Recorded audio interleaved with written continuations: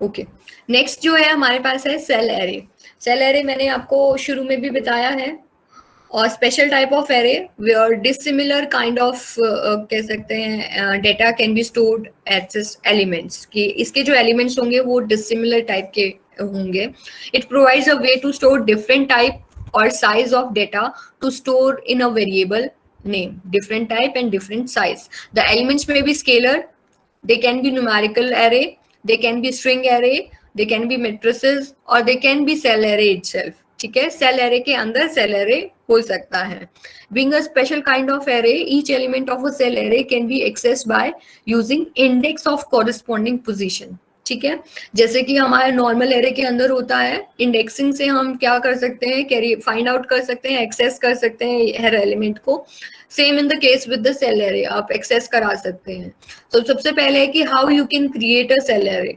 दो तरीके से we can create, two types, using assignment statement और by pre allocating the array using the cell function and then assigning data to the cells. और we can say कि हम position wise भी उनको assignment दे सकते हैं, और एज अ होल आप असाइनमेंट देना चाहते हैं तो वो भी आप कर सकते हैं। तो सबसे पहले है using assignment statement, same as entering the elements of an array. जैसे कि एरे के अंदर एलिमेंट हम करते हैं, elements enclose in these brackets, इस तरीके से हम सब्सक्रिप्ट यहाँ पे यूज करेंगे। And separated by comma, comma and column, depending on आपको रो वाइज चाहिए या आपको कॉलम वाइज चाहिए, उस तरीके से हम इन दोनों चीजों को यूज कर सकते हैं। जैसे फ्रेंड नाम से मैंने यहाँ पर एक एरे, सेल एरे जनरेट किया है। अब जब एरे इसको बनाना होता है तो हम क्या करते हैं, सबस्क्रिप्ट में हम बड़ी ब्रैकेट यूज करते हैं, लेकिन अगर हम सेल एरे क्रिएट कर रहे हैं तो हम क्या करेंगे, ब्रेसेस हम दूसरी यूज करेंगे। ठीक है, तो ये डिफ्रेंशिएट करता है सेल एरे को और एरे को। अगर अंदर की वैल्यूज सारी एक जैसी भी रख रहे हैं तो भी, यहाँ पे देखिए मैंने सारी की सारी अल्फाबेट्स रखे हैं, ठीक है, तो सबके नाम रखे हैं। और जब ये क्रिएट होगा तो क्या डिफरेंस होगा, ये एक रो टाइप से बन गया, और इसी को ही अगर हम देखें तो ये हमारा एक कॉलम टाइप से हो गया। ठीक है, क्योंकि हमने इसको क्या किया था, सेमी कॉलन से सेपरेट किया था। क्या आएगा, कैसे पता चलेगा कि ये एक सेल एरे है या ये एक character array, sorry simple array है। हम यहाँ पर देख लेते हैं, मैं इसी को कॉपी कर देती हूँ।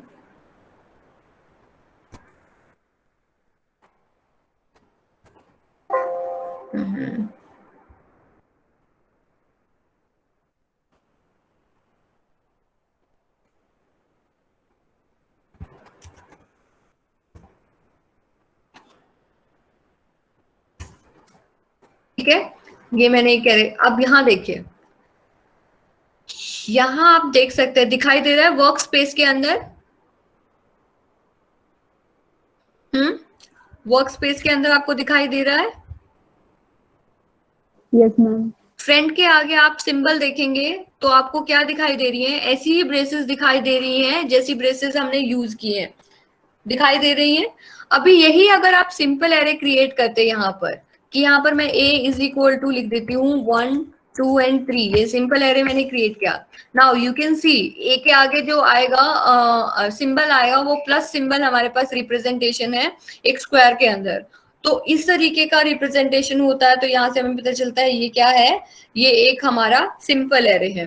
लेकिन अगर ये रिप्रेजेंटेशन होता है तो हमारा ये क्या बन जाता है, सेल एरे बन जाता है, क्योंकि इसमें सेल्स क्रिएट होती हैं, हर एलिमेंट के लिए अलग अलग सेल क्रिएट होगी हमारी। ठीक है, तो ये हमारा डिफरेंस होता है सेल एरे को, और अगर हमारे पास सिंपल एरे है और आपने खुद नहीं बनाया है, आपने वेरिएबल्स को कहीं पे स्टोर थे और वहां से एक्सेसिंग कराई है, लोड कराया है अपने टेबल के अंदर, और आपको ये देखना है कि कौन सा सेल एरे है और कौन सा सिंपल एरे है, तो आप इस तरीके से देख सकते हैं या पता कर सकते हैं। ठीक है,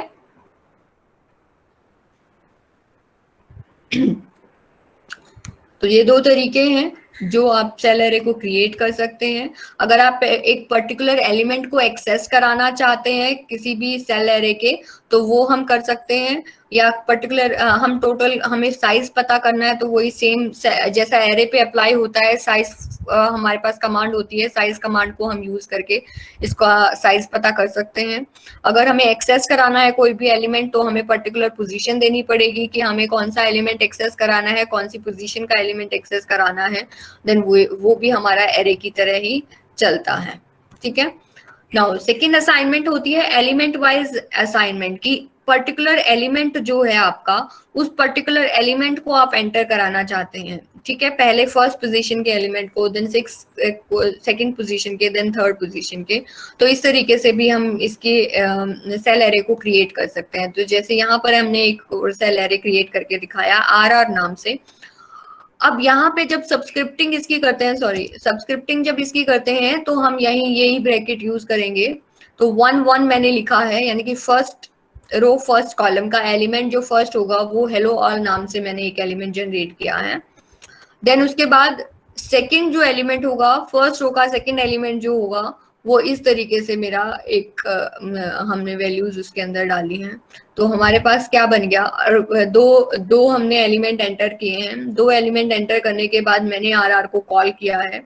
जब मैं RR को कॉल करती हूँ तो मेरा रिजल्ट क्या आएगा, ये रिजल्ट्स नहीं आएंगे, यहाँ से मेरे रिजल्ट्स आएंगे कि 1 क्रॉस 1 की सेल थी और दूसरे में मेरी 3 क्रॉस 4 की सेल थी। तो यहाँ साइज मेरे यहाँ पे रिप्रेजेंटेशन हो जाएगी कि सेल बनी है, दो सेल अलग अलग बन गई हैं।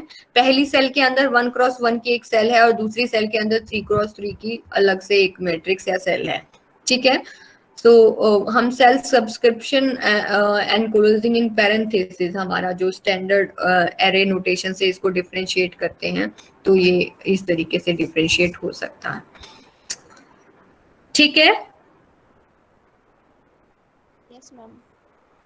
हाँ, यस मैम। ये तो था आपका सेल एरे कैसे आप कर